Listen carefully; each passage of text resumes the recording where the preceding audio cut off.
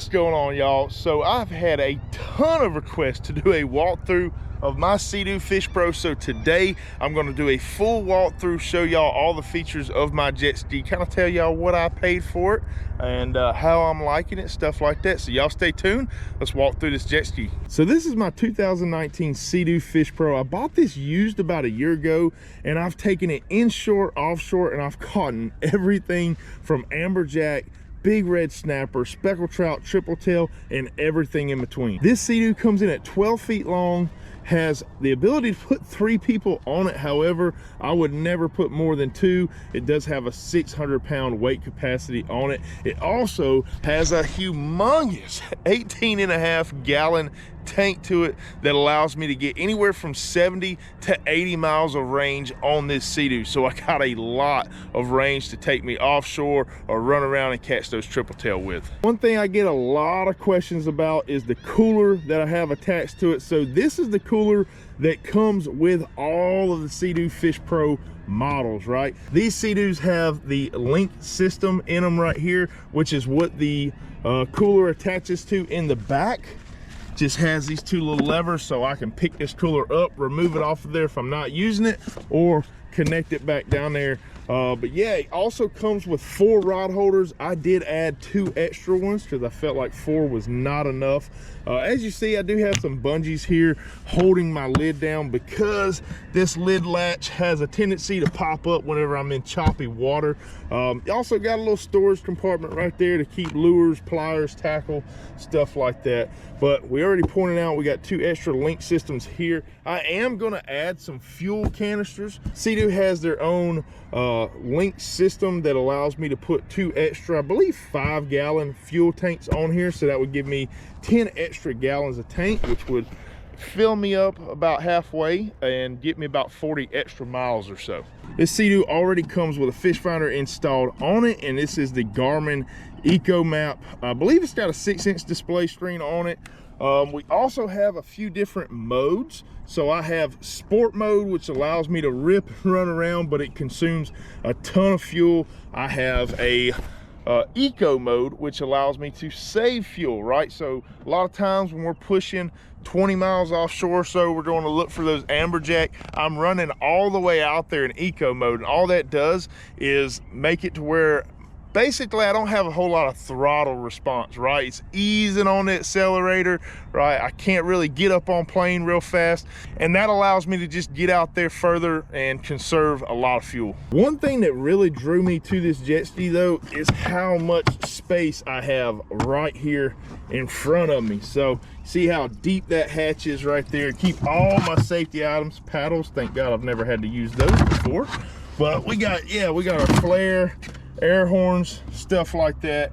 Keep us some extra tackle, water, things like that. But that storage is deep. You can put a lot of stuff in there. I am also planning on putting like a tent, sleeping bag, cookware, stuff like that. And we're gonna be going out to the island soon and using this thing to camp off of. So there's not many Seadoos out there or jet skis that you can just load all your stuff up right there in the front hatch and go, right? So a lot of storage. Another thing, most other jet skis, they have all your storage up here in like a trunk compartment, and the problem with that is, like, how do you reach that when you're on the water? I don't know. So this Seadoo also features higher gunnels, right? And we also have a little bit of extra grip right here, right? So if I'm sitting sideways and fishing, I'd put my feet up there. They're not just slipping around. I have some good grip. Also comes with a Bluetooth system. Run my Spotify playlist out there on the water, stuff like that. We also have a variable trim system on this Seadoo, and what that allows me to do is if I'm in like choppier water, I can angle my bow up a little bit, right? So I'm hitting into those waves. Or if it's slick calm, I can lay my nose down, and allows me to get a little bit more top end speed out of it, stuff like that. So pretty cool little system.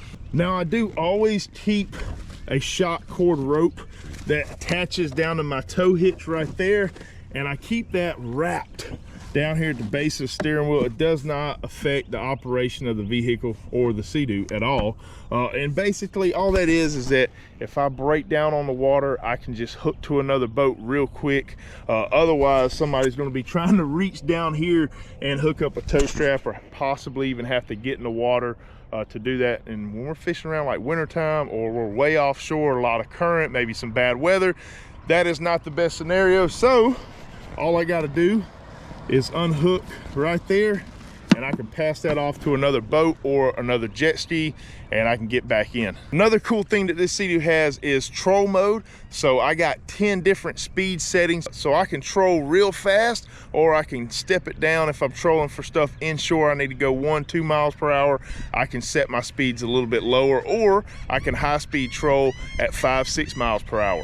So I did state that this is a 2019. I did end up buying this used, and I got it for right around $14,000 with the trailer and everything that you see right here. Pretty much not have had to add anything to it, and it only had 30 hours on it when I got it. So very, very low miles, and pretty much it was like $10,000 cheaper than if I were to go out there and buy a new one. There are a lot of good deals out there right now too. If you look at Facebook Marketplace, a lot of good used Seadoos that people are getting rid of, and we're getting right into that prime season, getting ready to go out there and do a ton of Seadoo fishing.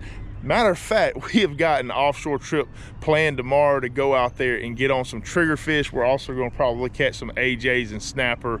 Never know what we're going to get, but we are pushing offshore in this thing tomorrow as well. If you were to get one of these brand new, it would come with some extra features. Some of the newer ones have these swivel seats that pop up. Your coolers have kind of like a little wash down system. Your cooler can also convert into a live well with the new ones. They have bigger engines. I believe the new ones are 170s. This one is a 155.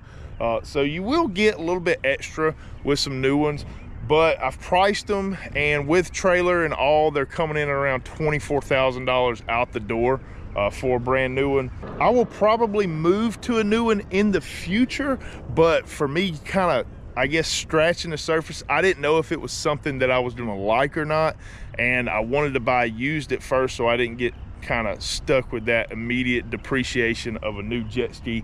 I do, however, absolutely love it, so I might be upgrading here next year or two, but for now it's doing everything that I need it to do. But yeah, I mean, that's pretty much my Seadoo. That's the walkthrough. I hope I didn't miss anything. I'm sure I did.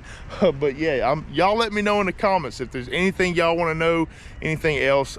Just shoot me a comment. I'll be sure to get back to y'all. If y'all like the video, leave me a like, subscribe if you haven't already. See y'all next time.